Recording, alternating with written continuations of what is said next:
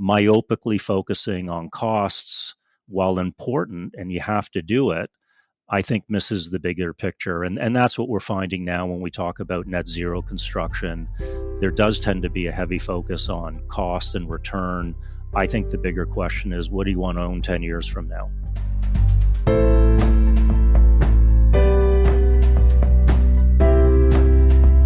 Welcome to Sustainability Leaders.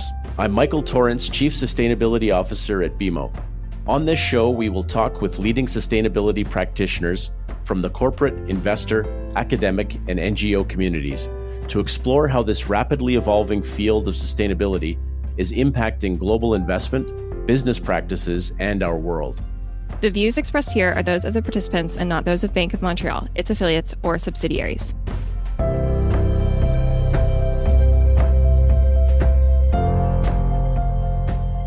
Welcome to another episode of Sustainability Leaders. I'm Angela Adduci with the BMO Climate Institute, and today I'm joined by Kathleen Beaumont, the Director of Impact and ESG at Forum Asset Management, and Paul Morassutti, the Chairman at CBRE Limited. Kathleen and Paul, thank you very much for joining us. Thanks for having us. Today, we'll discuss a recently published research collaboration between BMO and Forum Asset Management. This research focused on operationally zero-carbon high-rise residential buildings. We examined the costs associated with the construction of these buildings and their expected value relative to buildings constructed to base standards. We were fortunate to have CBRE participate as an expert reviewer of this research, and I'm really excited to dig into the findings here. So, Kathleen, you were a really great partner on this project, and I would love for you to describe for our audience why you felt this research was so important to undertake. Thanks, Angela. Yeah, look, ultimately, we know that we are in an environment where if we continue down the current path, it's not good for our climate future. And ultimately, buildings account for a large share of global greenhouse gas emissions. It's well understood that about 40% are generated by operating carbon and embodied carbon in the built environment. In Canada, buildings account for 18% of those emissions, direct and indirect, and half of those come from residential buildings. But there hasn't been a ton of research completed for residential buildings in particular for a variety of reasons. And we wanted to take a first stab at starting the conversation here. And look, ultimately, zero carbon buildings are more expensive to construct right now. There's higher upfront costs to construct, but we think that these higher upfront costs can be offset by operational savings, and this can result in overall higher asset value. What we attempted to do was demonstrate this through a case study in this paper and validate kind of that intuitive thought. We wanted to explore this perceived dilemma a little bit further. Thanks, Kathleen. So I do want to get to the research findings, but before we do, I want to make sure that we're setting the right context here. So for both of you, or for either of you, what are some of the most frequent questions that commercial real estate developers are getting from market participants about zero carbon construction in Canada? Fundamentally, I think they're the same questions market participants ask about conventional construction in Canada. It's just through an enhanced lens. What kind of municipal regulations are in place? Are there opportunities and what are the requirements? What are the financial implications? What are the costs associated with going green? And what are the incentives available if I do make the greener choice?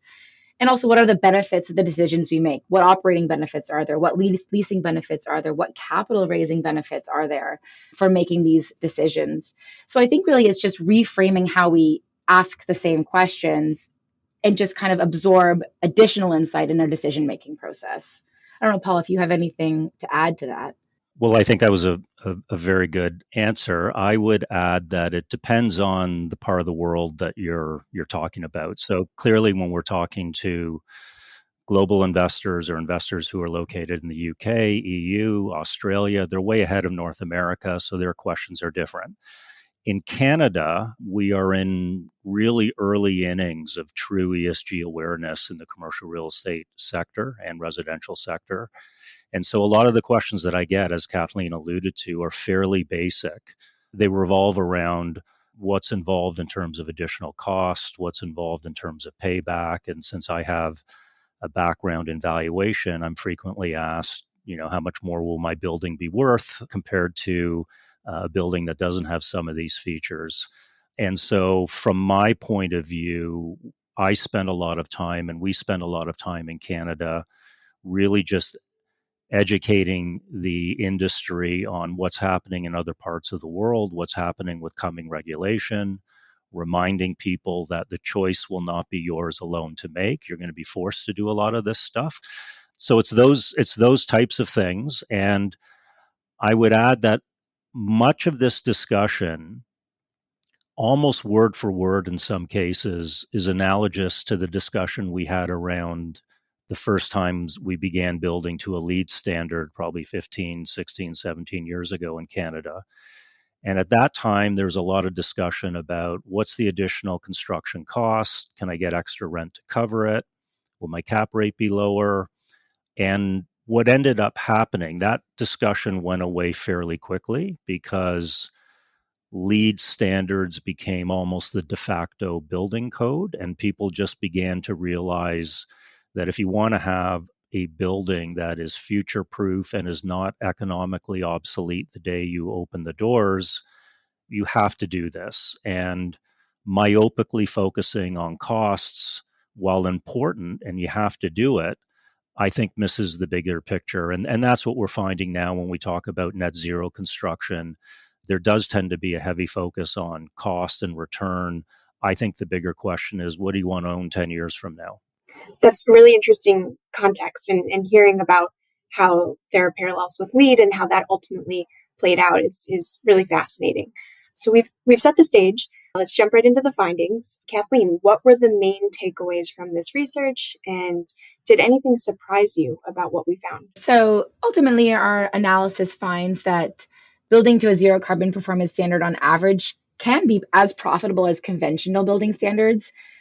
But we found that profitability is currently significantly contingent on government incentives and collaboration across both public and private sector. We also found that zero carbon buildings can be more future-proof investments amidst a rapidly changing climate, economic, and regulatory environment. And ultimately, we believe that these two things result in a lower risk profile, benefiting from operational and regulatory cost savings, which can result in lower cap rates and higher asset values. I wouldn't say anything surprised me with the results. Intuitively, like I said, the results are validating more or less intuition. I think most notably, though, is that we are in an environment that requires collaboration across both the public and private sector. As Paul mentioned, we're in the early innings here in Canada. And because of that, it is a collaborative effort across all stakeholders. I mean, just look at the horrific flash floods that we experienced in Ontario. I mean, the Don Valley Parkway, a major thoroughfare in Toronto, was so flooded, cars were underwater. I mean, the social and financial implications of these more frequent events are growing exponentially. And it's becoming harder for regulators to ignore this. And it's more likely to see more aggressive climate policy than not. And buildings that positively contribute to a lower carbon future are more likely to be prepared for a variety of regulatory environments. And ultimately, I think that what we found was because of that, we can see, compressed cap rates that demonstrate a lower risk profile for this type of zero carbon building. So, Paul, you touched on your background in valuations a little bit earlier. I'd like to turn to you for a moment and dig in on this. So this research, as Kathleen noted, really questioned assumptions that may be held about the cost and the value of building to zero carbon standards. And we've seen that cost is one of the biggest factors, if not the biggest factor, that affects decisions on zero carbon construction. So given this expertise in valuations, what do you think this research and our findings will mean for asset owners and investors and developers in Canada as they move forward? First of all, I would say that, the research that Kathleen and Forum has put together, A, is excellent, and B, we really need more of it in the industry. And I think bringing up what happened in Toronto, the flooding, is very timely and very important, and it emphasizes the importance not just of net zero construction and buildings being resilient, but cities being resilient as well. And increasingly, as we go forward, cities that have climate resiliency will have almost a halo effect over buildings in that city, and buildings that are built to a certain standard. I agree with Kathleen. They will have a lower risk profile, and cap rates effectively are nothing more than an assessment of the risk profile of an asset. And if you're looking at a building that rates better in terms of its investment attributes, and I think climate resiliency is one of those attributes, you'll have a lower cap rate. The factors that we point to support value premiums, and I can talk in a little bit about how long I think those premiums might last for. Again, it goes beyond costs. So if we move out of the residential area for a moment, and I think this will be true in residential shortly, you look at occupiers of buildings, tenants of buildings. Increasingly, right across the spectrum of different asset types, we're seeing companies that have strong ESG commitments. And if they have a strong ESG commitment, maybe it's to be net zero by 2030, 2040, they have to be in a building that is aligned with those standards. And so increasingly, if you have a building that's not being decarbonized, or if you're not building to a net zero standard, you are losing out on a huge part of the market. You're also losing out in terms of your exit ability, because again, increasingly investors, both large and small, but certainly large investors, want to buy assets that are aligned with their net zero commitment. So your ability to sell will be much better if you have a building that's future proofed. As Kathleen noted, lower operating costs translate into higher net rents and better NOI. That's a given. The third thing I would point to is this changing regulatory environment. So in New York this year, for the first time, there's regulation in place that will penalize owners of buildings that emit higher GHG emissions than the standards that are being set. And there are about, at last count, almost 100 different states and municipalities that were adopting similar regulations in North America. So from a regulatory point of view, you're going to be forced to do this. And then lastly, I would say here in Canada, we do have a carbon tax. Don't know how long it'll be around, but it is in place right now. And you will have higher tax bills if you are a higher energy emitter. And in Toronto, if you're building to a higher standards, there are DC credits that are available. Paul, you brought up the regulatory environment, and you brought it up in the near term and the present.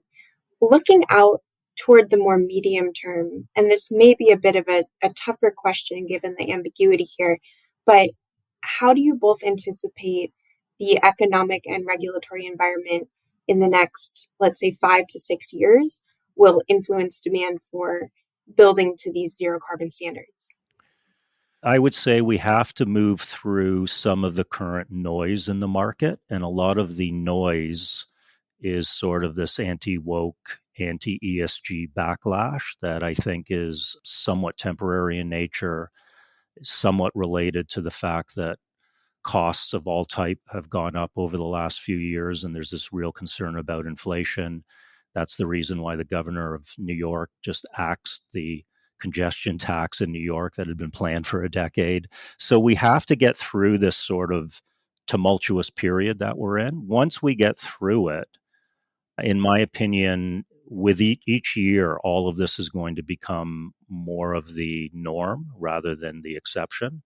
And the parts of the industry, and we've been very vocal in talking about this, the parts of the industry that continue to stick their head in the sand, they may end up with assets, particularly in the office market, but in general, you're going to end up with assets that are not worth as much as other assets that have proper sustainability strategies in place. So I just think it's going to become more normalized with every year that we go forward.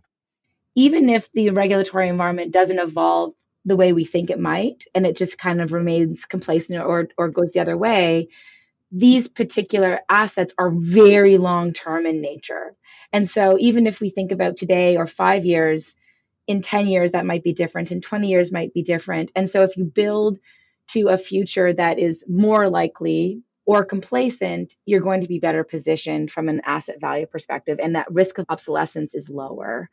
And so, regardless of the policymakers in power, I think that it's prudent to be mindful of a variety of scenarios, which includes aggressive climate policy and not. Kathleen, you touched on this. This research shows that government incentives are currently playing a pretty crucial role in the feasibility and the profitability of zero carbon buildings. But, we also know that the private sector is a critical player here in many ways as well. So given this dynamic between government and industry, how do you think public-private partnerships can keep driving zero carbon construction forward? Right. Look, like we said, cost is a big deciding factor right now, in particular on the zero carbon building sector. And because of that, we need leaders, and leaders still have external stakeholders. And so without these public-private partnerships or, financial incentives to demonstrate the profitability or the investment return or the investment opportunity for zero carbon, I think that relationship is required right now because we are in the early innings. We have limited transaction data. We have limited proof points, particularly in Canada in the multi-res sector. And as a result of that, these relationships are going to be critical to demonstrating success. And so my hope is, to start with this type of research and this type of study to get the conversations going so that we can have relationships and create these case studies in real time. And then in a couple of years, demonstrate that and kind of look back and have additional proof points so that eventually the carrots and the sticks will be different, right? The carrots are kind of what's required right now, but ultimately the sticks are going to come, or at least we think they might come. And sticks, by sticks, I mean, regulatory pressures and policies and penalties and fines and taxes and all the things that we hate to hear as businesses. But ultimately, right now the carrots are really, really important. And I think, what BMO is doing with the Canadian Infrastructure Bank on their retrofit initiative is really important. I would love to see something like that evolve to include new development. I hope that something like that could happen. Final question from me for both Kathleen and Paul. I'm curious to hear what additional questions this research raised for you about zero carbon buildings that could perhaps be the focus of future analysis. We kind of alluded to it in the paper at the end where we said, we focused on the information that we know today, things like operating costs and current regulatory environment, meaning, the carbon tax we have in Canada. But it's difficult to include currently today the quantitative analysis on things like potential building code updates, investor net zero commitments, resilience to extreme weather events and fluctuating energy costs, insurance availability, lending practices. Intuitively, all of these things are likely to impact the costs and expected value of a building. But it's so early on, it's kind of hard to quantify that. And like Paul said, it's already a really difficult environment to make valuation decisions already. And so I think we want to make sure we don't challenge ourselves too much. And we want to put some things in the too hard bucket for right now and focus on the things that we can focus on. And that's kind of continuing to push this narrative and make people start thinking about this versus kind of the complacent world we kind of have been operating in from a development perspective. So I think as much as we tried to answer some questions, the intent of this study was to really actually create more questions so that more people are coming into this field of research to help answer them. And so that's things around quantitatively justifying and validating some of these more qualitative things that we're talking about, like regulatory environment, like investor appetite and asset obsolescence, like resiliency. And I think the other one is really around, demand. Are residents going to be starting to demand this sort of living environment? Maybe not. It's hard to say. Some are saying yes and some are saying no. But again, we're in an environment right now where it's already so hard to pay your bills. It's hard to justify asking more just because it's a zero carbon building. So ultimately, I think there's more questions that came out of this study than answers. But I think that was the intent, right? Let's start the conversation around this. And I'm really excited about kind of how we progress this kind of narrative and conversation over the next couple of years. Yeah, and I think I'm really not an expert in ESG. And so in many cases, I'm struggling as much as other people in the industry. And I think part of the feedback I hear from developers and owners, and again, it's somewhat similar to what we heard when we began building to lead, but many developers are kind of struggling with what exactly is the de facto standard that we should be building to. What is a green building? What's a sustainable building? What's your definition of it? Is it a building with a LEED designation, which is really just a point in time kind of snapshot designation? Is it a fully net zero building? Is it a carbon neutral building? Is it industrial buildings in Toronto today are being built to a net zero ready standard? So I know developers do sort of struggle with just tell me what the rules are and we'll build to those rules. And right now it kind of feels like the rules are in flux and standards seem to be in flux. Is there anything else that either of you would like to add to this conversation before we wrap up here? I just want to say thank you to you, Angela, and the BMO Climate Research Institute team for partnering on this. I think it's been a project that I've been trying to work on for a little while now, and getting someone to come on board to help just start the conversation was harder than I thought it was going to be, but I'm really glad to have had you guys as partners. And then obviously bringing in folks like Paul and the CBRE team, where you can really have some additional credibility around this type of research is important. Well, I definitely echo those sentiments. Thank you both. I really appreciate your partnership on this research and really appreciate you joining us today. Thank you. Bye for now.